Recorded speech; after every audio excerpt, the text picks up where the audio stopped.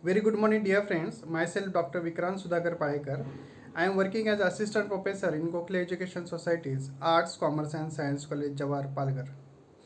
Welcome in the lecture series on the topic classification and nomenclature of organic compound. This is the first session what we are doing on this particular topic. It is from unit number 3 from the FI BSc class from organic chemistry unit. So as this particular topic is very important in order to understand the basic things about the organic compounds. As we know that organic compound is one of the very important class in the chemistry section, and in this particular session we are going to see the classification of organic compounds. As this particular classification and basic nomenclature rules.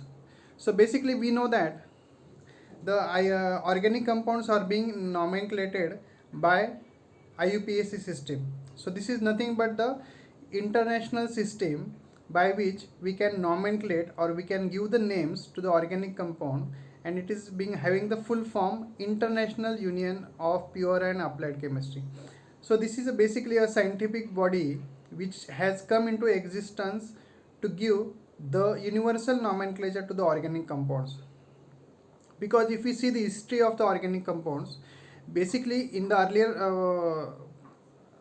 earlier part, the organic compounds have been given the names from the source from which they are being obtained. जो source से organic compound पहले मिलते थे तो उसके मुताबिक उसको nomenclature किया जाता था. But after all it is becoming very difficult in the different part of the universe. In order to have the uniformity in the nomenclature system, the IUPAC system has come forward to give the nomenclature. So basically if we see this particular IUPAC nomenclature is established for giving the name to the chemical compound. As we know that the common names, generally we also have some common names, but if we see the common names are becoming they are being common, so they are leading the confusion in the minds and misinformation in the minds of the scientific community.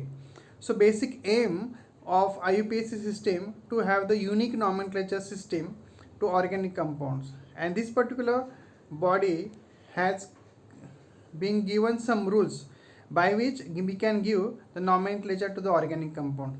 If we see their rules, in the rules there are basically for giving the nomenclature there are 3 parts in the name of any organic compound. वहाँ पे 3 part रहते हैं basically कौन से भी organic compound को nomenclature करने के लिए 3 पार्ट रहते हैं. पहला कौन सा रहता है? प्रीफिक्स. बिडल का जैसे रहता है पेरेंट एंड बाद में सफिक्स.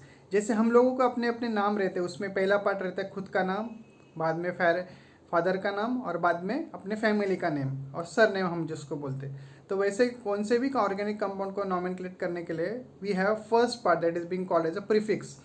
सो प्रीफिक्स ये जो पार्ट रहता है वो हमको क्या बताता है? सब्स्टिट्यूएंट. अगर कोई रिंग में अगर कोई ब्रांच कंपाउंड है वहाँ पे सब्स्टिट्यूएंट प्रेजेंट है उसका नंबर और उसका नाम. Suppose for example 2 chloro. So this is a prefix part. Then the name of the parent. अब पेरेंट का नाम कैसे दिया जाता है कि उसमें कितने कार्बन है वो गिन के फिर उसको तय किया जाता है कि ये 2 कार्बन है तो सपोज ये इथेन है. So parent is the which is directly related with the maximum number of carbon atom present in the longest continuous chain. Then suffix. Suffix ये जो नाम रहता है ये जो पार्ट रहता है नाम का that is related with the family of the organic compound. कौन से फैमिली में से ये ऑर्गेनिक कंपाउंड बिलोंग करता है ये उसके मुताबिक उसको सफिक्स दिया जाता है. सपोज अगर अल्केन है तो उसको ANE, सपोज अगर अल्किन है तो उसको ENE, अगर अल्कोहल है तो OL. So these are the 3 parts which basically present while giving the nomenclature to the any particular organ.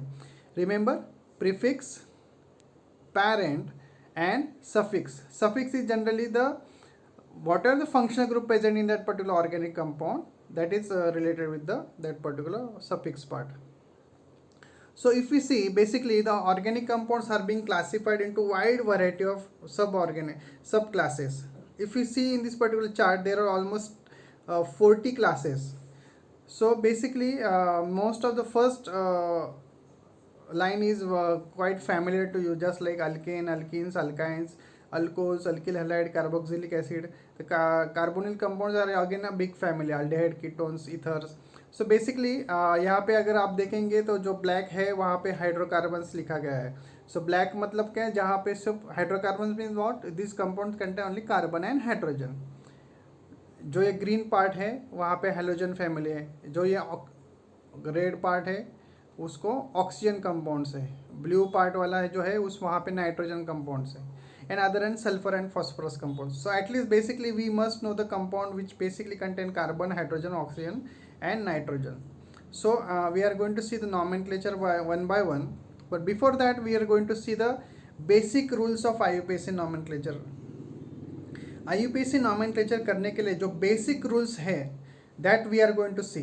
So first of all, in order to give the nomenclature to any organic compound, first rule is that find out the longest continuous chain of carbon atom and use the name of that particular chain as a parent chain. So first of all, find out the parent alkane. Parent alkane कैसे find out करेंगे? सो जिसमें compound में जितने carbon रहेंगे उसके मुताबिक उसका parent का नाम देना है. अगर 1 कार्बन है तो मिथ, 2 कार्बन है तो एथ, 3 कार्बन है तो प्रोप, 4 कार्बन है तो ब्यूट, 5 कार्बन है तो पेंट, 6 कार्बन अगर है तो hex, 7 hept, 8 oct, 9 known and 10 अगर है तो Dick. So depending upon the number of carbon atom present, we have to give the parent name. So first of all, we have to see parent name. As we know that the hydrocarbons are basically contain the organic compound, maybe let us say linear chain compound. वहाँ पे straight chain compound हम लोग बोलते हैं. वहाँ पे ऐसे carbons are linked together one another in the linear fashion. So these are the linear chain compound, or we can say straight chain compound.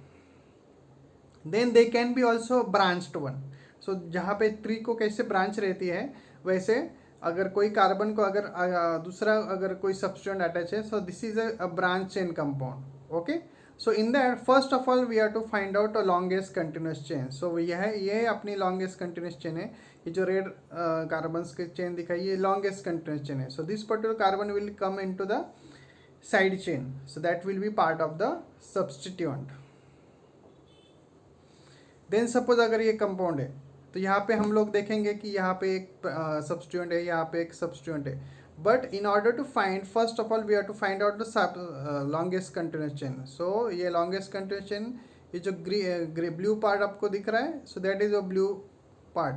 So longest continuous chain can not be always a straight one.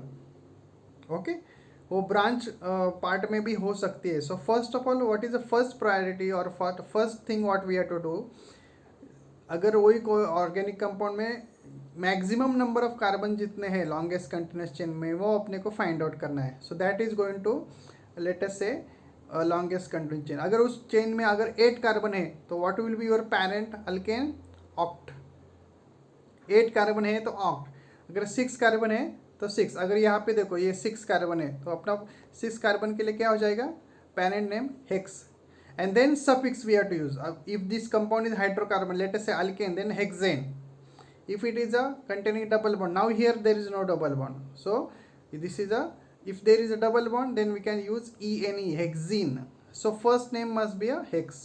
So like this, we have to, first thing is that we have to find out the longest continuous chain which contain maximum carbon atom. Remember always, longest continuous chain cannot be always linear. It also containing some branch. यहाँ पे देखो कैसा है, 1 2 3 4 5 6 7 8. अगर आप देखेंगे यहाँ पे 1 2 3 4 5 6 7 8, ये भी लॉन्गेस्ट कंटिन्यूस हो जाती है. सो कोई भी एक कंसिडर कीजिए, एक पार्ट को part of the longest continuous chain consider कीजिए, और फिर अदर पार्ट जो है उसको सब्स्टिट्यूएंट कंसिडर करके उसका नॉमेनक्लेचर करिए. Then second rule, number each carbon atom in the parent chain starting from here, from nearest end, from the where the substituent is attached. आपको नंबरिंग करना है. लॉन्गेस्ट कंटिन्यूस चेन है उसको numbering करना है. नंबरिंग करते time अगर कोई चेन है तो उसको 2 एंड रहते हैं. अगर हम लोग बोलेंगे लेफ्ट एंड और एक राइट एंड रहता है, तो नंबरिंग करते टाइम हमको कहाँ से करना है नंबरिंग? अगर सपोज वो चेन में अगर कोई सब्स्टिट्यूएंट है तो सब्स्टिट्यूएंट को कम से कम नंबर आए वो साइड से हमें नंबरिंग करनी है. So we have to start numbering from that end so that substituent should get minimum number. Remember always, this is a priority. Number देते टाइम अपनी प्रायोरिटी क्या रहनी चाहिए कि सब्सटीट्यूएंट को सबसे कम नंबर आना चाहिए. कम मतलब क्या है? 2 is low, 2 is less as compare to the 5. So lowest number आना चाहिए. हम लोग देखेंगे एग्जाम्पल. सपोज अगर देखो ये अपनी लॉन्गेस्ट कंटिन्यूस चेन है, रेड से जो दिखाई है. So this is a chain. अगर इसको नंबरिंग करना है तो मेरे पास दो एंड है, ये एक एंड है और ये एक एंड है. I can give numbering either this way और this way also, but I can see there is a substituent present and third number carbon. यहाँ पे थर्ड नंबर कार्बन पे क्या है? सब्स्टिट्यूएंट प्रेजेंट है. So I have to start numbering from this end. Okay, not from this end. If I give the numbering from this end, this will get maximum number, but I want lowest number. Okay, substituent को कम से कम number आए वैसे and की तरफ से आपको numbering करनी है. Understood? If the compound is branched one.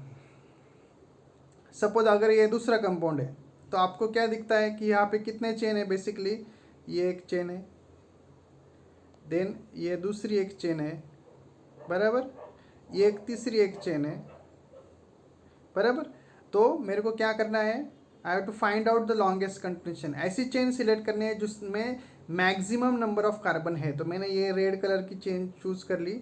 उसमें मेरे को लगा है कि उसमें 8 कार्बन है. उसके बाद मेरे को क्या दिख रहा है? अगर 3 नंबर कार्बन और 6 नंबर कार्बन पे वहाँ पे सब्स्टिट्यूएंट है. सो मैंने 8 कार्बन तय कर ले कि मैक्सिमम है. तो उसके बाद मेरा पेरेंट नेम क्या हो गया? ऑक्ट. अगर उसके बाद अगर वो अल्केन है तो मैं ऑक्टेन नाम दूंगा. Okay, so this is how we can give.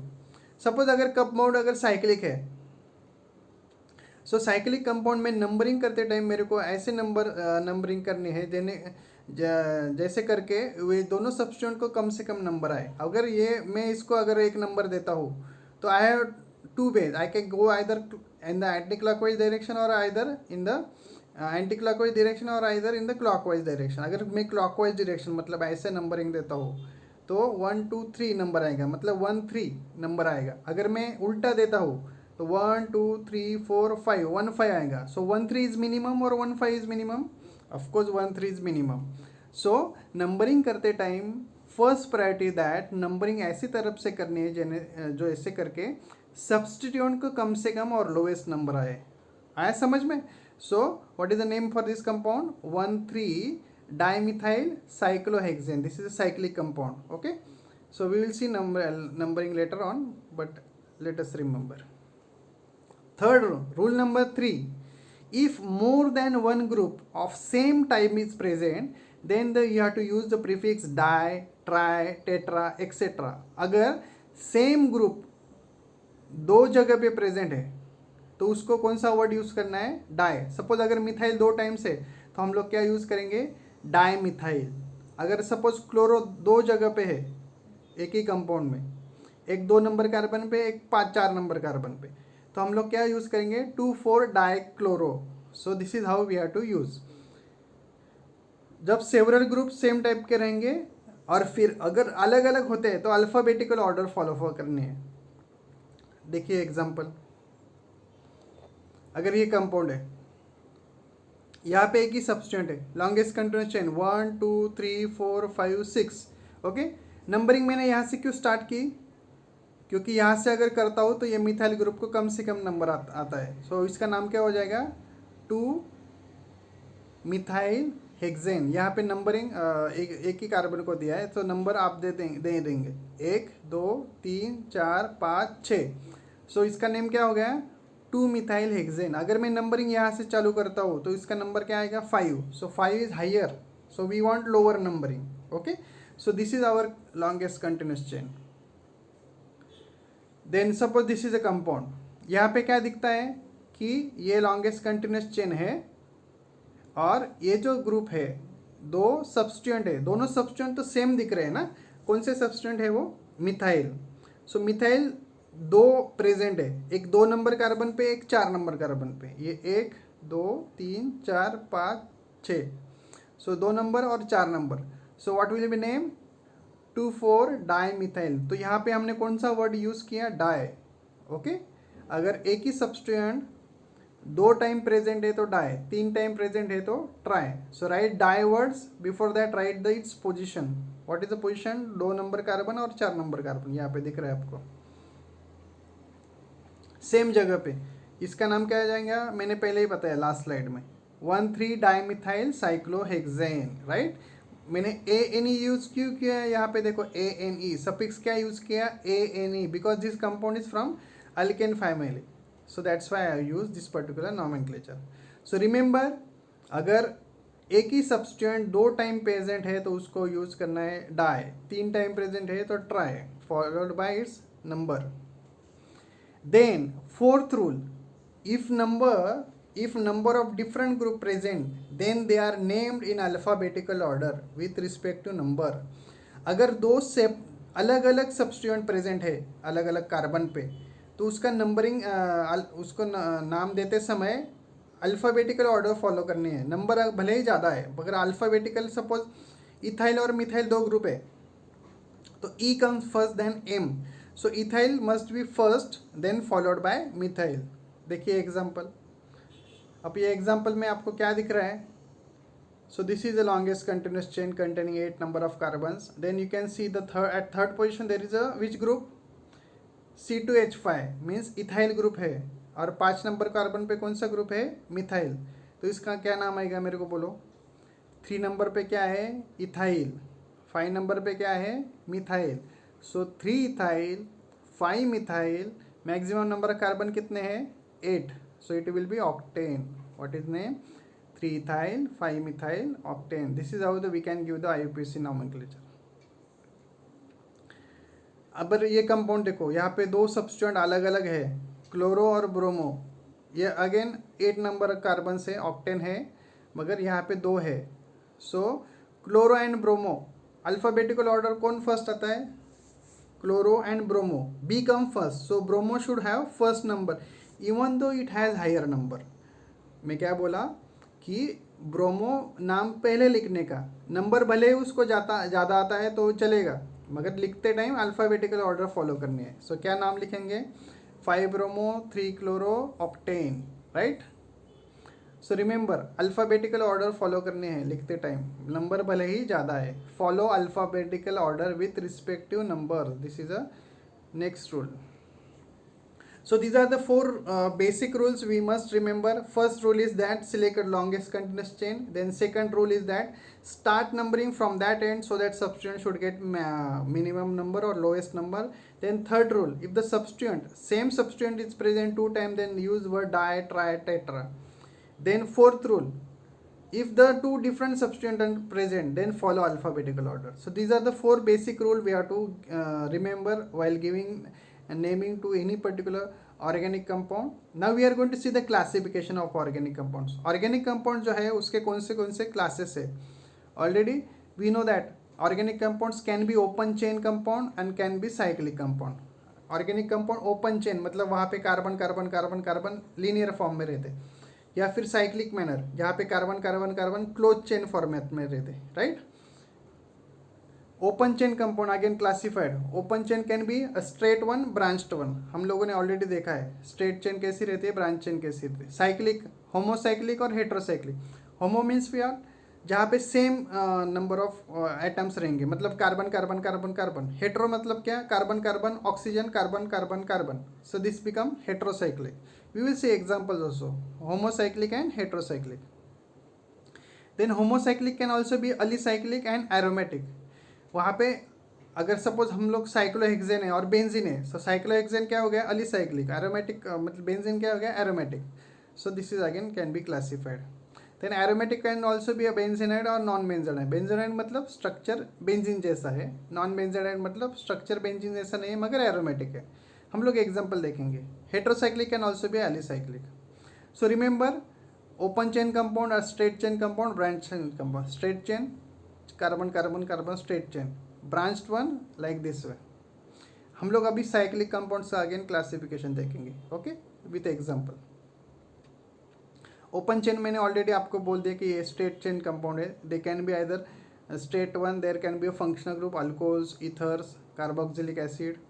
Branch chain में आप लोगों को ऐसे ब्रांच देखेंगे, वहाँ पे आपको longest continuous chain find out करनी है. कार्बोक्सिलिक एसिड है, कीटोन से, ईस्टर से, right. Then cyclic compounds. So cyclic compounds how we are classified, homocyclic and heterocyclic. So homocyclic मतलब क्या है, दे कैन बी अलीसाइक्लिक. अलीसाइक्लिक मतलब क्या है, जहाँ पे सब सेम नंबर ऑफ कार्बन है. होमो मीन्स व्हाट, सेम एटम्स. यहाँ पे आपको दिखेगा CH2 CH2 CH2 CH2 CH2 CH2 CH2, 3 member, 4 member, 5 member, 6 member, सब सेम एटम है. Carbon carbon carbon. Aromatic. Aromatic compound can also be a benzenoid, non benzenoid. मतलब benzene जैसा structure है, benzene, nitrobenzene, naphthalene. Non benzenoid, यहाँ पे अगर charge है, ये कंपाउंड एरोमेटिक ही है, मगर वहाँ पे बेंजीन जैसा स्ट्रक्चर नहीं है. इसको क्या बोलते हैं, नॉन बेंजीनाइड. देन हेट्रोसाइक्लिक कंपाउंड, ये इसको इसमें और इसमें डिफरेंस है. ये होमोसाइक्लिक है, हेट्रोसाइक्लिक है. यहाँ पे एक एटम दूसरा आ गया, कार्बन के अलावा ऑक्सीजन है, यहाँ पे नाइट्रोजन है. So they can be a alicyclic one. So this is how we can classify the cyclic compound into homocyclic one and heterocyclic. So we are going to see the nomenclature of this particular class. Okay, alicyclic. Remember what is alicyclic compound. This is a cyclopropane, cyclobutane, cyclopentane, cyclohexane, right? So this is the classification of organic compounds. Go through this basic part. First of all, try to write the rules and with example. आपको अगर example पता रहेगा तो rule जल्दी समझ में आएगा. So for organic compound, organic unit, first thing we must do, rather than listening and hearing, we must write also. Writing is very important part in order to understand the organic chemistry. Many times organic chemistry सब student लोगों को बहुत difficult लगती है. Rather it is being very simple if you try to write and try to satisfy the valency. Valency is very important. हम लोग बोलते हैं कि organic compound is a class where carbon, hydrogen, oxygen are there. हम लोग को पता रहनी चाहिए कार्बन, जब लिखते टाइम हमको पता चाहिए कि कार्बन उसकी वैलेंसी कितनी है. कार्बन की वैलेंसी कितनी है, 4. वैलेंसी मतलब क्या है, valency is nothing but the combining capacity of that particular element. Combining capacity मतलब क्या कि एक कार्बन कितने लोगों के साथ बॉन्ड फॉर्म कर सकता है. जैसे कार्बन कितने लोगों के साथ दोस्ती कर सकता है. हम लोगों को जैसा नहीं है जितने भी चाहे दोस्त बना लो, नहीं. कार्बन मैक्सिमम 4 लोगों के साथ ही दोस्ती कर सकता है. मतलब हम लोग जब लिखते हैं CH3 dash, CH2 dash dash, ये सब हमको पता चलना चाहिए कि कार्बन के आजू बाजू में आइदर 4 बॉन्डेड एलिमेंट्स रहने ही चाहिए. हाइड्रोजन एक ही वैलेंसी उसके, हाइड्रोजन एक ही एलिमेंट के साथ दोस्ती कर सकता है, या उसकी वैलेंसी 1 है. ऑक्सीजन की 2 है, कार्बन का एटॉमिक नंबर 6, ऑक्सीजन का 8, हाइड्रोजन का 1. So if you see its hybridization you will come to know the valency. Remember always writing is very important. यहाँ पे आप देखेंगे ऑक्सीजन दोनों के साथ ही है, नाइट्रोजन 1 2 3, यहाँ पे भी नाइट्रोजन 3 के साथ है. यहाँ पे कुछ नहीं लिखा है, मगर यहाँ पे क्या है, CH2 CH2. सो 2 3 और 4. सो कार्बन की वैलेंसी 4 होनी चाहिए. यहाँ पे भी देख सकते हैं आप नाइट्रोजन की 1, और यहाँ पे 2 डबल बॉन्ड है. कुछ लिखा नहीं, मगर हमको पता रहना चाहिए कि नाइट्रोजन की वैलेंसी 2 है. सो यहाँ पे लिखते टाइम मेरे को NO2 ही लिखना है. NO3 अगर मैं लिखता हूँ तो गलत हो जाता है वो. So remember, go through this particular class, try to write the things in the your notebook. So definitely the organic chemistry part you will feel very simpler. See you in the next session with some another topic.